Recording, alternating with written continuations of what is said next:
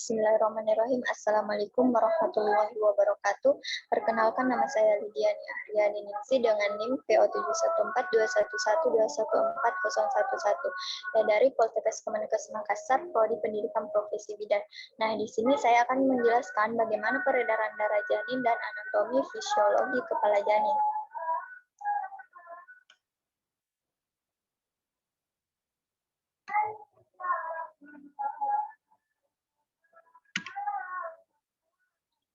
Yang pertama, proses pembentukan darah pada janin.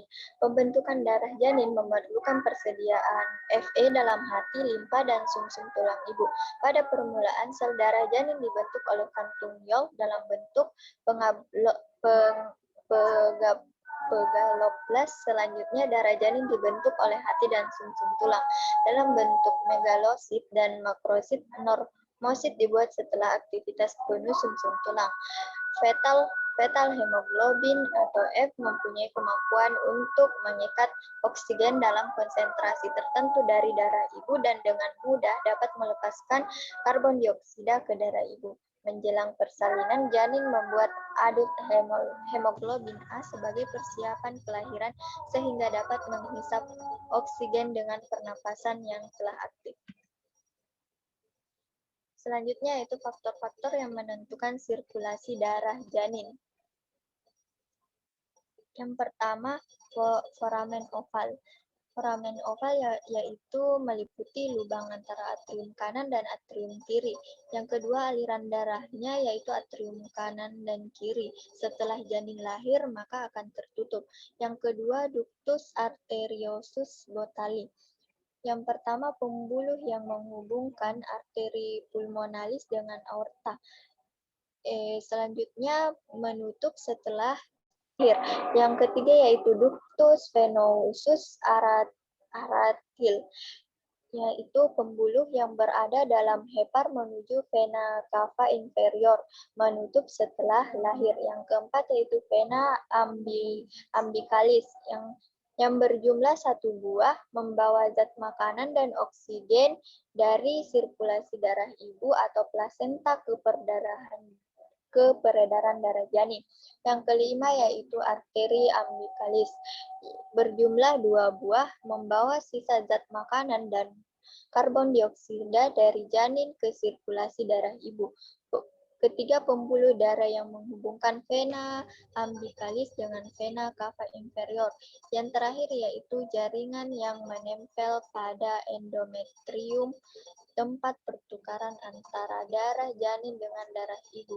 Proses sirkulasi darah janin. Selanjutnya yaitu proses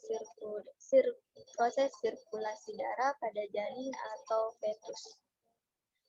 Yang pertama yaitu darah janin dialirkan ke plasenta melalui vena umbilicalis yang membawa bahan makanan yang berasal dari ibu.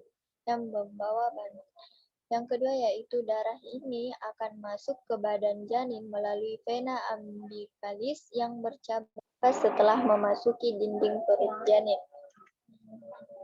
Yang ketiga yaitu cabang yang kecil akan bersatu dengan vena porta. Darahnya akan beredar dalam hati dan kemudian diangkut melalui vena cava hepatica ke dalam vena cava inferior.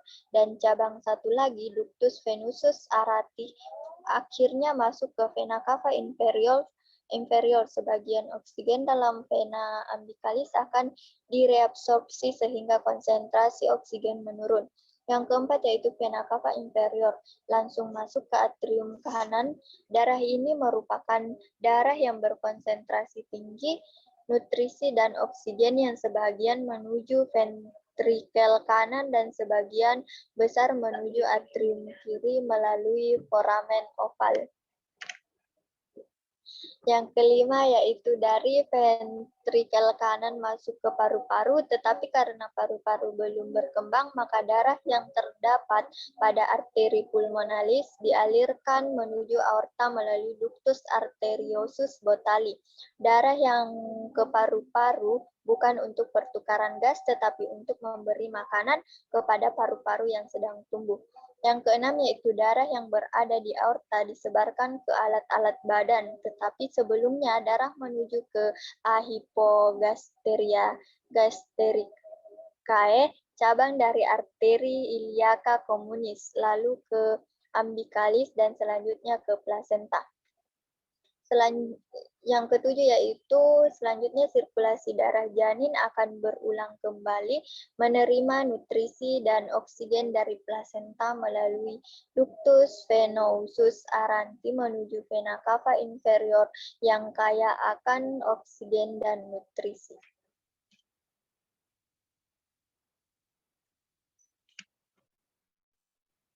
Jalur peredaran darah janin dapat digambarkan sebagai berikut, yaitu plasenta menuju ke vena umbilicalis, lalu ke hati, lalu ductus venosus atau vena hepatica, lalu menuju ke vena cava inferior, selanjutnya ke atrium kanan, dan selanjutnya foramen oval, dan menuju ke atrium kiri, lalu ke ventrikel kiri, aorta, kepala, tangan atau abdomen, toraks, kaki, selanjutnya ke arteri umbilicalis, lalu terakhir ke plasenta.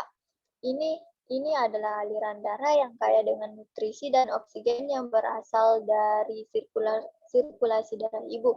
Namun setelah janin lahir, sirkulasi darah janin akan berubah pada saat bayi lahir dan menangis. Hal ini akan dapat memberikan perubahan pada organ paru, di mana paru-paru mulai berkembang dan aliran darah akan berubah pada sirkulasi darah seperti orang dewasa.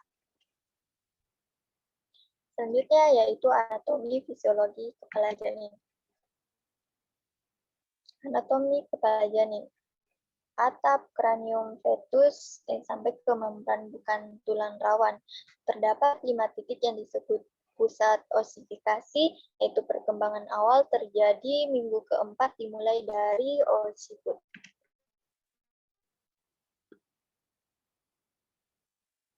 Fungsi utama kranium yaitu melindungi otak yang terdapat di dalam osifikasi sempurna. Tulang-tulang atap kranium menjadi jauh lebih padat dibandingkan dengan tulang-tulang wajah. Kepala janin, yaitu yang pertama tengkorak. Tengkorak ini terdiri dari tulang dahi atau os frontal ya berjumlah 2 buah. Yang kedua tulang ubun-ubun atau os pariental yang berjumlah 2 buah. Yang ketiga tulang pelipis atau os temporal yang berjumlah 2 buah, dan terakhir tulang belakang kepala atau os occipital.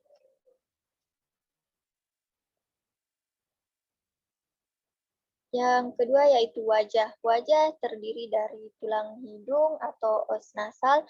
Yang kedua tulang pipi atau os zygomatikum. Yang ketiga tulang rahang atas atau os maxillare. Yang keempat yaitu tulang rahang bawah atau os mandibular. Yang bagian tulang-tulang yaitu terdiri dari os occipital, os pariental, dan os frontalis. Sutura ini terdiri dari yang pertama sutura lamboidea terletak di antara os occipitalis dan os parientalis. Yang kedua sutura sagittalis atau sela panah membagi os parientalis. Yang ketiga yaitu sutura coronaria atau sela mahkota memisahkan os parientalis dari os frontalis. Yang keempat yaitu sutura frontalis membagi os frontalis. Inilah gambar dari kepala janin yang terdiri dari sutura lambdoidea, sutura sagittalis, sutura coronaria, sutura frontalis. Selanjutnya yaitu fontanella. Fontanella ini terdiri dari yang pertama fontanella posterior atau fontanella minor atau ubun-ubun kecil. Di sini pertemuan antara dua sutra lamboidea dan satu sutura sagittalis berbentuk segitiga menutup setelah bayi berumur 6 minggu dan terakhir petunjuk letak belakang kepala. Yang kedua, fontanella anterior atau fontanella mayor atau ubun-ubun besar, yaitu dibentuk oleh pertemuan antara sutura sagittalis, dua coronaria, dan sutura frontalis sebagai petunjuk letak puncak kepala. Osifikasi sempurna 18 bulan. Inilah gambar dari fontanella posterior dan fontanella anterior. Daerah-daerah pada kranium terdiri dari yang pertama glabella, kedua sinciput, yang ketiga brekma, keempat vertex, kelima lambda, yang keenam occiput, ketujuh area suboccipitalis, yang terakhir mentum.